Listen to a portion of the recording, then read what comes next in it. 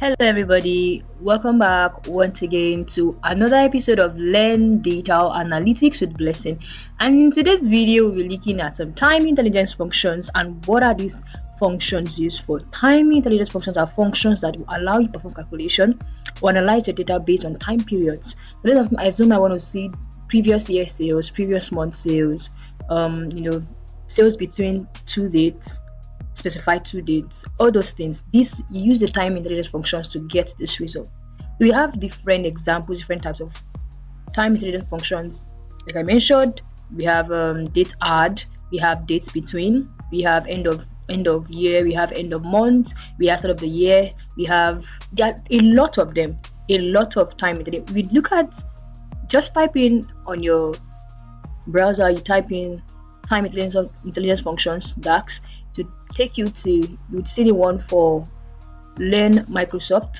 There's Microsoft Learn, and there are different DAX functions, different category of DAX functions. You can see we have closing balance month, closing balance quarter, and to tell you what exactly those functions are used for. Date add, date between, date in period, date MTD, date QT. There are different types of the time intelligence function.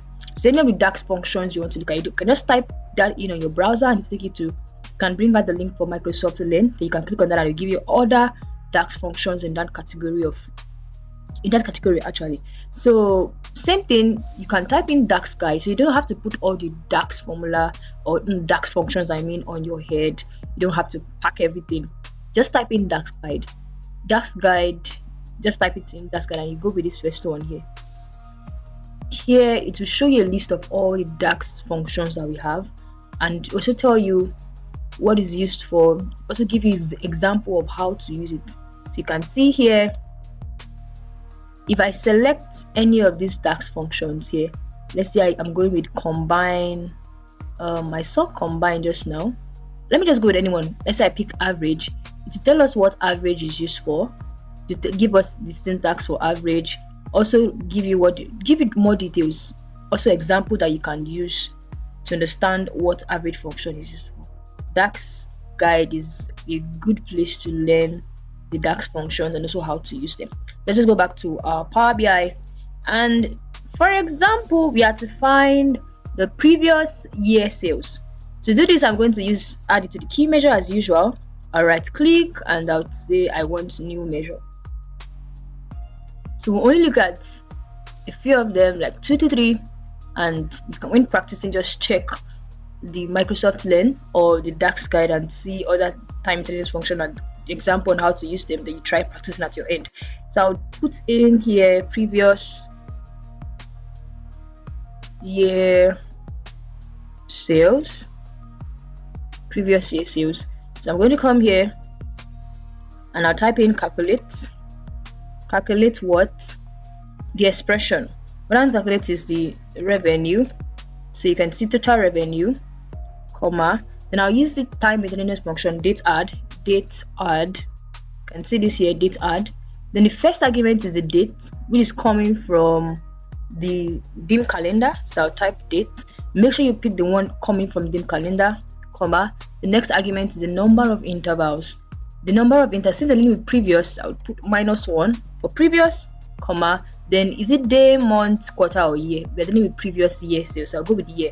Now close my parenthesis.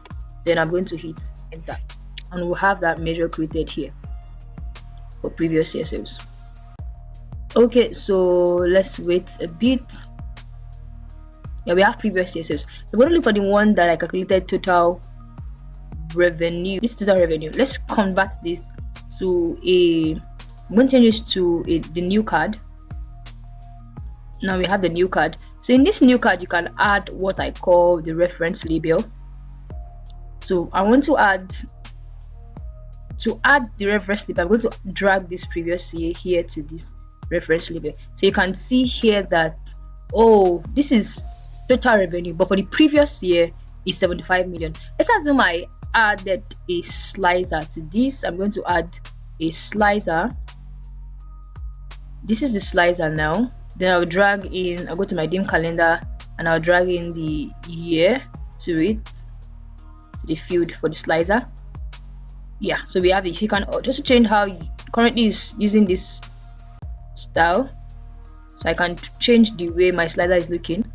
I want to, it's currently showing slider. The slider is on. If I switch it off, you won't find that slider anymore.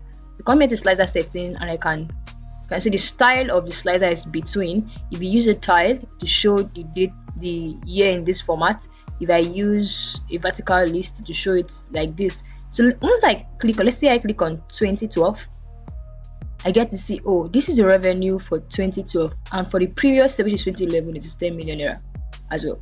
So I click on 2013.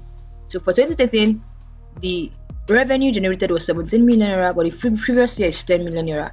For 2014, revenue generated in 2014 was 16 million naira, but the year before 2014, which was 2013, they made a sales of over 17 million, so there was a drop. So with this, calculating this previous years, I get to see the sales made in the previous year. If it's for previous months, let's assume it's for previous month. I'm going to copy this. Where's the? I'll select, then I'll copy this. Ctrl C to copy. Hit enter. Then I'm going to create a new measure. New measure.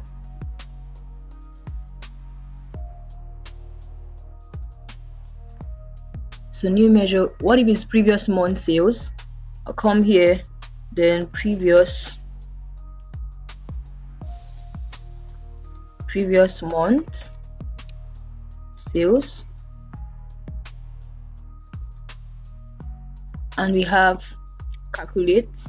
I want to calculate what's the expression, the total revenue,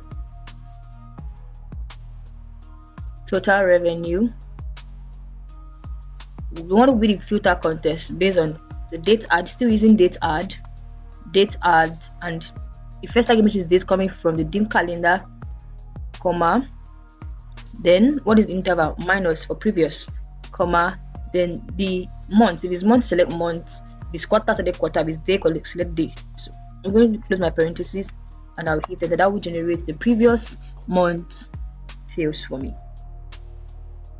So if the month is going to be my slider, I'm going to be using the month for slider. I mean, let's assume that now let me just go back to my visual itself. I mean, for the slider, remove this, and I'm going to add the month here. So we have the month here, because you can see that one represents January. So I could have just used month name, but let's still go with the months. We know that it's just representing each of the months. So if I click on month 7, which is July, I get to see, okay, in July we made over 6 million naira as a revenue. For the previous, now this is showing, okay, we've not added to this one. Let's just add. I'm going to uncheck the previous year sales I calculated. For this, the previous year sales, I'll go to my reference label. I would cancel this, and I'm going to add the previous year sales to it. So I get to see, oh, now you can see in July 6 million naira was made, but the previous month, I mean, sales was 10 million. So there was a drop. This is how we add, get to see or know the previous month sales, the previous year, so using some time data such as date add. So the next thing I'm going to show us, we have another one. We have the same period last year. So I'm going to show us this same period last year. We'll just do this, and you can always try out other time maintenance function at your end by practicing.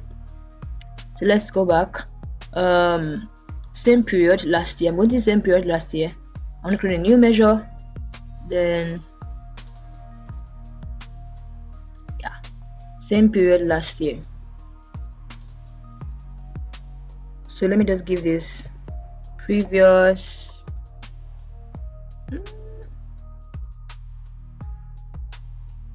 Let me just add previous quarter sales. Then I'll use calculate.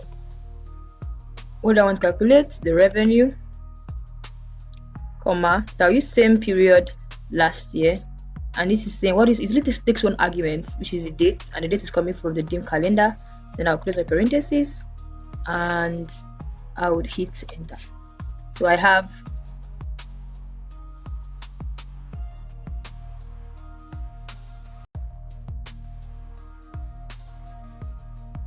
So for this, now let me just use previous sales. Then let me add quarters to it. So I'll use previous sales. So it means any filter you apply, if I apply filter for month, it will show me previous month sales. If I apply filter for year, to show me previous year sales. If I apply filter for date, to show me previous date sales. If I apply filter for quarter, to show me previous quarter sales. So this one now, I'm going to go back for the slicer. Let me start with the total revenue, the one here. Go back and change the reference label from this previous month sales. I'm going to add just the previous sales to it. So we have the previous sales here. So you can see the previous sales. So if I change this, currently this is for months, if I select 6, which is June, I get to see 10 million naira was made in June, then in May 6 million naira. There was an increase. If I change this slicer from month to, I change it from month and I add, let's say, year, then I select 2013, same period, to give me result for same period the previous year. So 17M was made in 2013. The previous year was 10 million naira. That is 2012. 10 million was made. So in this same period last year, you get to see what happened. Calculate whatever measure you want to calculate for the previous, either previous year, previous month, previous quarter, previous day, previous anything you want to see. Okay, so try that one, such as dates between, start of the year, end of the year, end of the month, date YTD, date MTD, date QTD. Just check them out and you'll see different example. Alright, so we'll meet in our next video. Thank you so much for watching. Don't forget to practice as usual. Bye.